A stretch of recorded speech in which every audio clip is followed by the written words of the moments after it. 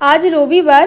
আজ আমরা এসেছি হায়দ্রাবাদের ইসকন টেম্পলে, যেটা আছে নামপল্লিতে। আমরা মন্দিরে ঢুকেছিলাম সন্ধে 7টা নাগাদ, আর ঢুকেই দেখি মন্দিরে প্রসাদ দেওয়া হচ্ছে। তো একদম আর দেরি না করে লাইনে দাঁড়িয়ে যাই, আর প্রসাদে পাই আমরা সাম্বার রাইস আর সুজি। প্রসাদটা এত সুন্দর খেতে ছিল না, স্পেশালি সুজির হালুয়াটা অসাধারণ ছিল খেতে।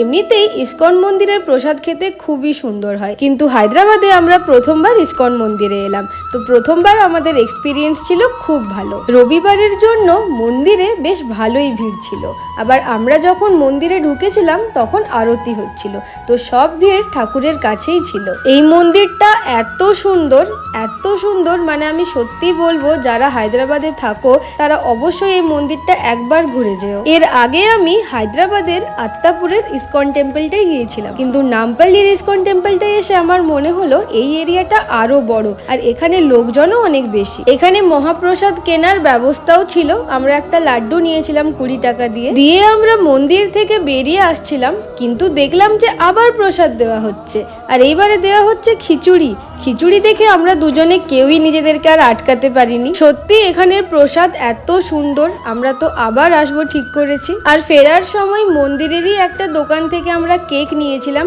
কোভা বার কেক। তো আজকের মিনি ব্লগটা এই পর্যন্তই। তোমাদের ভালো লেগে থাকলে প্লিজ একটা লাইক আর সাবস্ক্রাইব করে দিও। Thank you so much for watching. By.